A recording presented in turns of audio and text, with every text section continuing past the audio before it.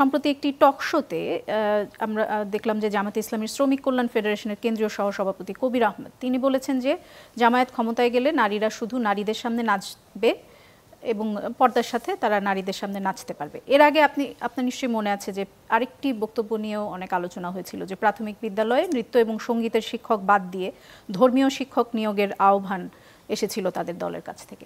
আসলে মানে জামাত ক্ষমতায় গেলে বাংলাদেশের চেহারা কীরকম হবে সেটি নিয়ে মনে হয় এক ধরনের কৌতূহল সবার মধ্যেই আছে, কিন্তু সেটির খুব পরিষ্কার উত্তর কি জামাতের কাছ থেকে থাকা উচিত কিনা? আমি মনে করি জামাতের আমিরের উচিত হবে ওনার নেতাদের মধ্যে, এটা তো খুবই একটা সিস্টেমেটিক পার্টি, তাই না? আমি কিন্তু নিজে ব্যক্তিগতভাবে জামাতের মধ্যে কিছু কিছু আচরণগত পরিবর্তন ইদানিং লক্ষ্য করি এবং এই পরিবর্তনগুলো আমার কাছে ইতিবাচক মনে হয়, এটা আমার ব্যক্তিগত ব্যাপার। কিন্তু আমি মনে করি যে জামাতের আমির এবং ওদের যে সেন্ট্রাল কমিটি যেটা আছে তাদের উচিত হবে তাদের নেতাদের বলে দেওয়া যে তোমরা কি বলবা এবং কি বলবা না। যেমন কবির আহমেদের যে কথা আপনি বললেন, ওই অনুষ্ঠানটা আমি শুনেছি।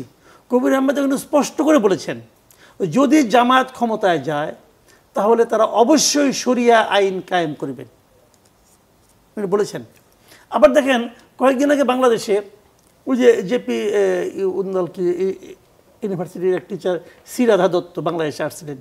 জি, উনি আবার ইন্ডিয়াতে যে আরেকটা অনুষ্ঠান করেছেন দিল্লিতে, সেই অনুষ্ঠানে বলেছেন উনি জামাতের লিডারদের সঙ্গে কথা বলেছেন এবং ওখানে উনি ওই ডক্টর আব্দুল্লাহ মোহাম্মদ তাহেরের সঙ্গে আলাপ করেছেন এবং ওখানে উনি বলেছেন, ওনার কথা আমি কোট করি, উনি বলেছেন যে উনি আব্দুল্লাহ মোহাম্মদ তাহেরকে জিজ্ঞাসা করেছেন যে আপনারা কি শরিয়া আইন চালু করবেন?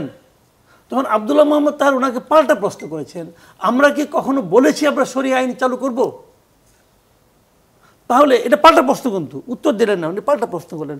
বাট এই পাল্টা প্রশ্ন মানুষের মধ্যে কি একটা ধারণা তৈরি করলো যে তারা শরিয়া আইন চালু করছে না। আমার কথা হলো কি, শরিয়া আইন চালু করেন কিংবা করেন না এটা আপনাদের ব্যাপার, এটা নিয়ে কিন্তু আমার কোনো বক্তব্য নাই।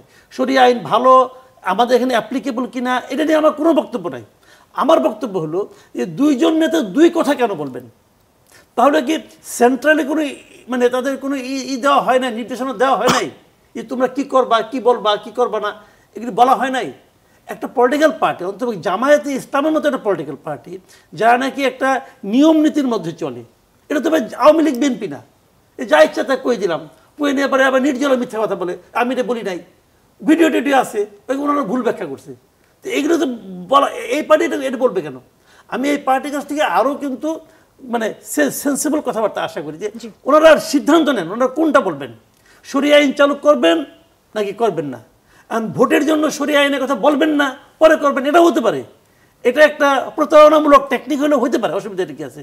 এটা একটা টেকনিক যে শরিয়া আইনের কথা বললে। আমাদের এই অনুষ্ঠানে এসে অন্তত জামাতের দুইজন নেতা, কবির আহমেদ এসেছিলেন আমাদের এই অনুষ্ঠানে, এবং অ্যাডভোকেট শিশির মনির এসেছিলেন, দুজনেই কিন্তু বলেছেন যে তারা শরিয়া আইন বাস্তবায়ন করবেন এবং তারা বলেছেন যে এটি একটি ইউনিক মডেল হবে এবং সেটি এখনও আমি যেমন জানতে চেয়েছি বিশ্বের কোন দেশে এরকম মডেল আছে, তারা বলেছেন যে তুরস্কে কিছুটা আছে, কিন্তু কোনো দেশেই আপনি মানে তারা যেটি চালু করতে চাচ্ছেন পুরোপুরি সেটি নেই এবং তারা দু তিনটি দেশের মডেল থেকে নিয়ে বাংলাদেশে একটি ইউনিক মডেল তারা চালু করতে চান। সমস্ত মডেলেরই কাটাছেঁড়া করা যায়, কিন্তু যখন আপনি ধর্ম নিয়ে আসবেন, ধর্মের কিন্তু কিছু গ্রহণ করা, কিছু ত্যাগ করা, কিছু সাইজ করা, কিছু অন্যরকম করার কিন্তু সুযোগ আছে বলে আমার কাছে মনে হয় না। আমি অত ভালো এই ব্যাপারে জ্ঞানী লোক না, কিন্তু আমি এটা মনে করি যে আল্লাহর আইন যদি আপনার শরিয়া আইন মানে কি আল্লাহর আইন তোরে ভাই, যদি আল্লাহর আইন আপনি করেন, এখানে কিন্তু নতুন করে আপনি কিছু গ্রহণ করবেন, কিছু ত্যাগ করবেন, সেটা চলবে না।